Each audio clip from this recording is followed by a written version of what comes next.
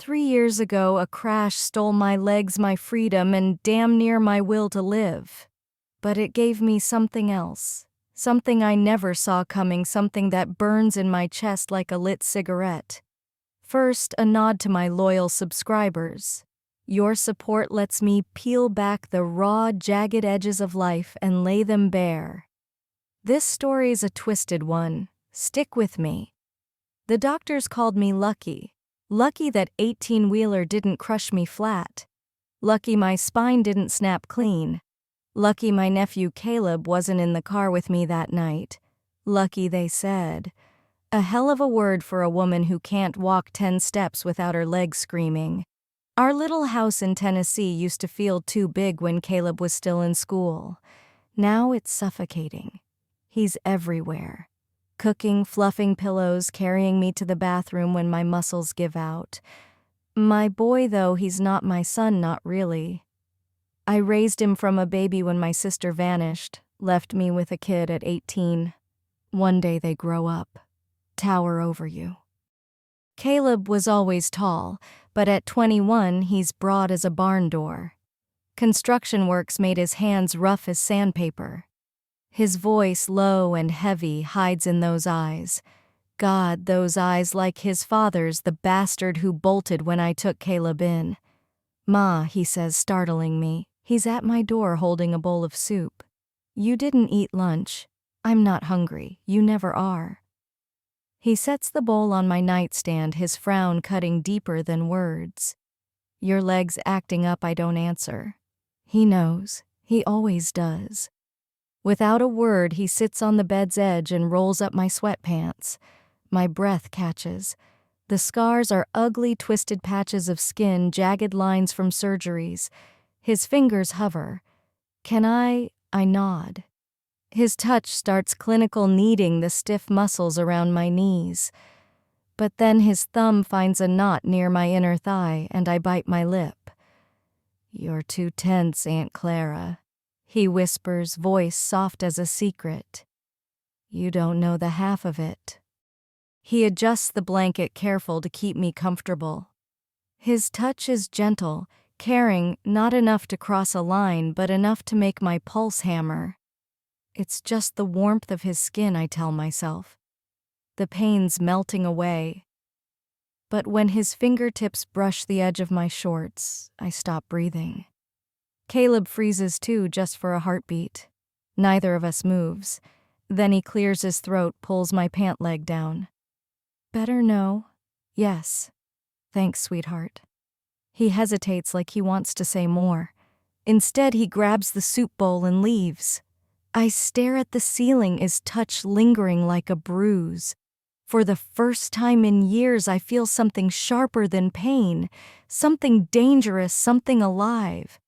The second time he touches me, I know it's not just my legs he's reaching for. Morning light spills through the curtains, too bright, too cheerful for the storm in my head. I haven't slept. Every time I close my eyes, I feel Caleb's hands warm and rough, branding my skin. I tell myself it's nothing. A nephew helping his aunt, easing her pain. But the way my skin burned under his touch wasn't pain. The creak of his door down the hall snaps me back. I yank the blanket over my thighs as if he could see the thoughts racing through my mind. Footsteps. His shadow fills my doorway. "You're up early," he says, voice gravelly with sleep. He's shirtless, sweatpants slung low on his hips, a tattoo curling across his ribs, a crescent moon he got last year without asking me. I try to look away. Couldn't sleep. Bad dreams, know you. I nod. Caleb sighs, steps in and sits beside me like last night.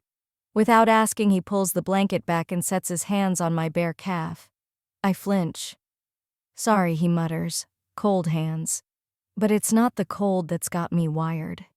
It's the way his fingers press into my skin, slow, deliberate, like he's mapping me out. "You're tight everywhere," he murmurs. I swallow hard. Last night I could pretend it was an accident.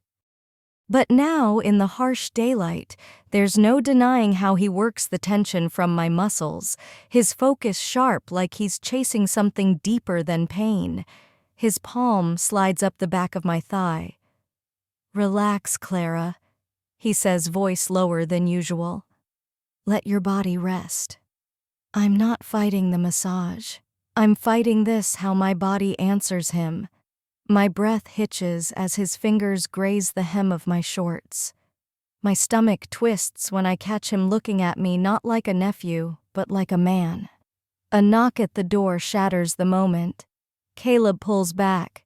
"You expecting someone?" "No." He stands, muscles flexing as he stretches. "I'll get it." I exhale, shaky, my skin still tingling where he touched me.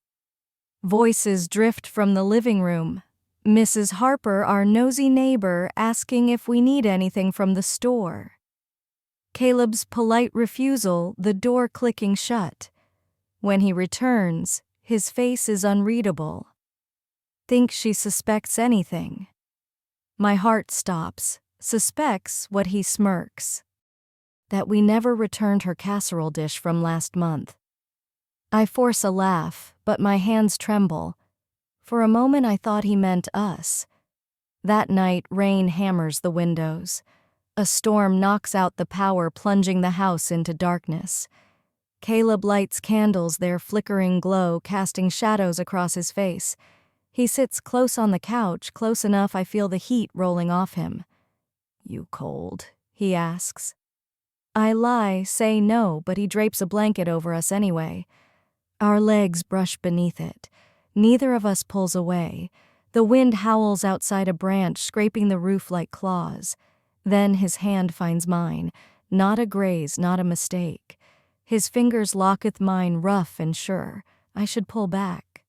I don't. In the candlelight, his eyes are dark, a warning, a question, a plea. The power surges back, flooding the room with light. We spring apart, but the current between us doesn't fade. One kiss, that's all it'd take to break us, to make us something we shouldn't be. The blackout changes everything. For 3 days after that night on the couch, Caleb and I circle each other like strangers, polite, careful, starving. I catch him staring at my lips when I speak. He lingers too long when he helps me stand. Once I turn too fast and catch him inhaling the scent of my hair as it brushes his shoulder. We're a fuse waiting for a spark. It happens on a Tuesday. Caleb comes home from work reeking of sweat and summer heat. He kicks off his boots, his white t-shirt clinging to his chest, soaking through. "You okay?" he asks, nodding at me, rigid in my chair. "Just sore." I force a smile. "Long day." Without a word, he kneels, lifts my foot onto his lap. My breath stops as his fingers dig into my calf. "You're working too hard," he mutters, the man who single-handedly rebuilt the ramp on our porch when the insurance company wouldn't pay the man who carries me upstairs every night because my bedroom's on the second floor. His thumb presses a knot near my knee and I swallow a moan. "Let me take care of you," he says, voice rough. But this isn't care. This is want. I see it in the way his jaw clenches when my skirt rides up. I feel it in the tremor of his fingers as they slide higher. When his hand reaches my thigh, I grab his wrist. We freeze. His pulse pounds against my fingers. Say stop, his eyes dare. Say it. I should have pushed him away, called a therapist, pretended this never happened. But I let go of his wrist. His kiss isn't gentle. It's fire teeth, 21 years of pent-up longing spilling out in one desperate clash. He grips my hair, pulling me closer. We hold each other like we're drowning, like this is the only way we know how to breathe. I gasp, fingers digging into his shoulders. We can't. We already did. He nips my lower lip, sending a jolt straight through me. You feel that? That's us. And God help me, I feel it, his body pressing into mine, my own arching toward him like a flower chasing the sun. It's wrong, so wrong. But when his tongue grazes mine, all I can think is more. We don't make it to the bedroom. Caleb pins me to the couch, his hips grinding down as I claw at his shirt. The fabric tears at the collar. Neither of us cares. "Look at me," he growls, and when I do, what I see breaks me. It's not just desire in his eyes. It's love, the kind that cracks bones, the kind that leaves scars. After we lie still, reality creeping in like damp rot. Caleb traces aimless circles on my bare shoulder. "You okay, no?" Yes. He knows I'm lying, just like I know he's not sorry. When he speaks again, his voice is so quiet I almost miss it. "I've wanted you since I was 17. My heart sinks. This wasn't a mistake. It was inevitable. Silence can scream louder than words. Morning comes too bright, too sharp. I wake before Caleb, the weight of what we've done pressing down like a physical thing. The sheets still smell of him, sweat, sawdust, and something unmistakably male. My nephew, my strength, the one who stayed when no one else did. God, what have we done? He finds me in the kitchen staring at the coffee maker. "Hey," he murmurs, voice rough with sleep. I can't look at him, can't bear the tenderness in his eyes, tenderness that shouldn't be there. His hand rests on my shoulder, warm, familiar wrong. I flinch. Pain flashes across his face, sharper than any knife. We spend the day orbiting each other like distant planets. He tries to catch my eye, his fingers brushing mine when he hands me things. I pull back, building walls with every quiet thank you, and pass the salt. By dinner, the tension's choking. "You're punishing me," he says, finally shoving his plate away. "I'm protecting us. From what?" This my voice breaks. From how people would look at us if they knew. The shame would ruin us if we let this go on. His jaw tightens. "I'm not ashamed. You will be." That night I hear him pacing his room. The floor creaks under his weight, each step echoing through the thin walls. Then silence. My door opens. Moonlight spills across the bed as he stands there, shirtless, chest heaving. "I can't pretend," he says, voice raw. "Not with you." My resolve crumbles because I can't either. We don't speak as he crosses the room. We don't need to. Every touch, every look, every ragged breath says what words never could. This is our ruin, and we dive into it head first.